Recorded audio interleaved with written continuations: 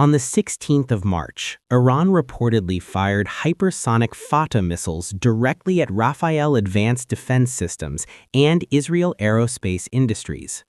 Those are the two companies that manufacture Iron Dome, Arrow 2, Arrow 3, David Sling, and the combat drones that define Israeli air power. Iran went after the companies that build the systems behind Israel's entire defense network. This happened amid reports from U.S. officials that Israel is running critically low on the very missile interceptors those two companies produce.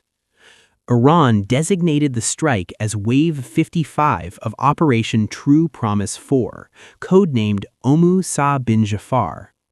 The weapons confirmed by Press TV include Fatah hypersonic ballistic missiles, Imad long-range ballistic missiles, Ghadr missiles, and attack drones. And what makes this different from every other missile exchange in this war is the target selection itself. Iran did not aim at a base or a command post, it aimed at the production line. We need to talk about what these attacks mean for the future of the war and why Israel is spending hundreds of millions of dollars in emergency defense funding. But before we continue, drop your thoughts in the comments below. Who do you think is winning this war? Do you think Israel's defense system will hold up? Let me know. Most people think Iron Dome is a government program run directly by the Israeli military. In reality, Iron Dome is a product.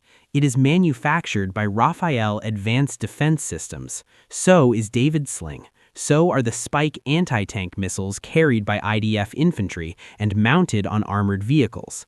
Rafael also builds Iron Beam. That is the laser interception system Israel has been rushing to deploy because it can destroy an incoming drone or rocket for just a few dollars instead of the $50,000 to $100,000 it costs to fire a single Iron Dome interceptor.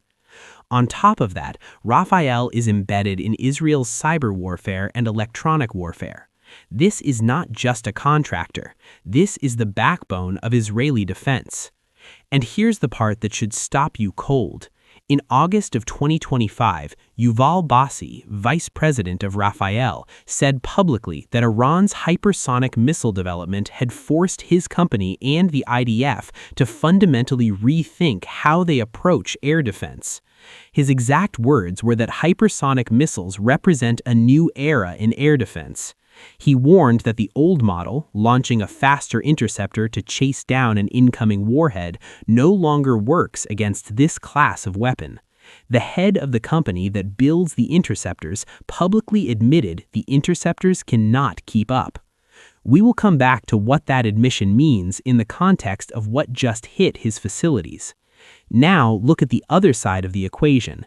Israel Aerospace Industries, or AII, manufactures the Arrow 2 and Arrow 3 missile defense systems.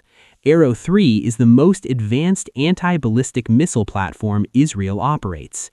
It intercepts incoming warheads in space, beyond the atmosphere.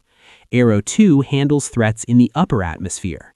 These are the systems standing between Israeli cities and exactly the kind of missiles Iran has been firing since February 28th, when the US and Israel launched Operation Epic Fury, striking more than 30 targets across Iran, killing senior commanders and members of the leadership.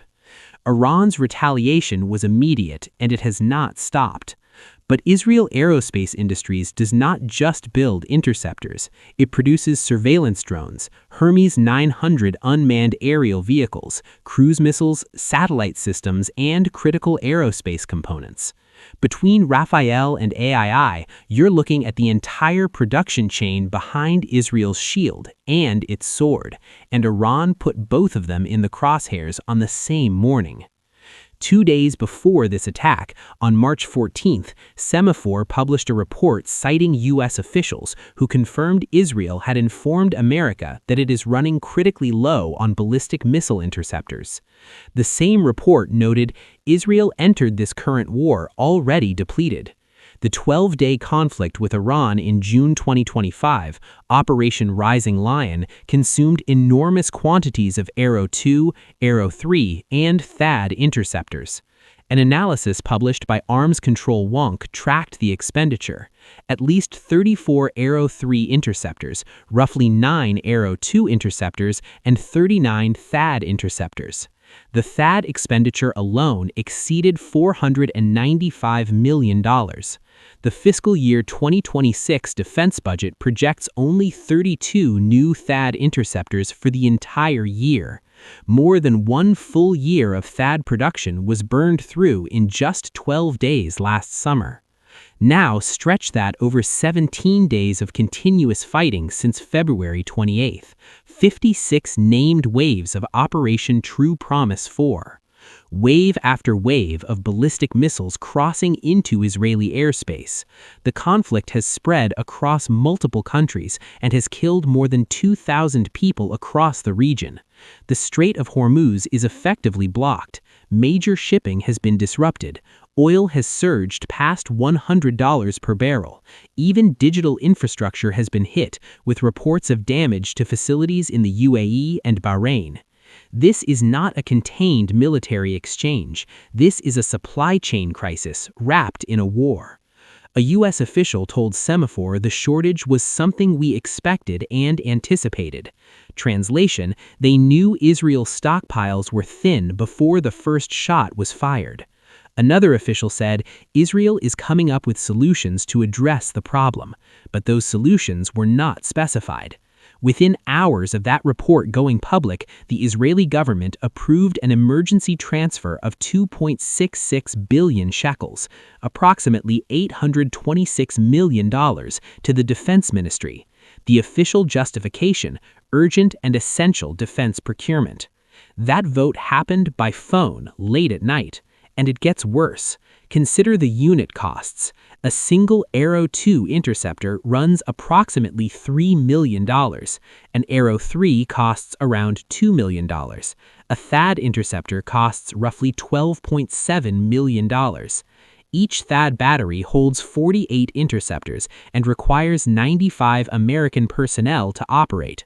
Last summer's war alone consumed roughly 25% of the total U.S. THAAD stockpile. And while Israel waits for replacements that do not yet exist, Iran is adding layers of complexity to every barrage. Reports confirm Iran has started fitting some ballistic missiles with cluster munitions, which scatter submunitions on re-entry, complicating interception. That means short-range interceptors and long-range interceptors are being drained at the same time. Every layer of the defense system is under pressure. And towards the end, we will come back to what the interception trend tells us, because the weapon used in this strike changes the entire calculus: the Fatah, one of the most advanced missiles in Iran's arsenal.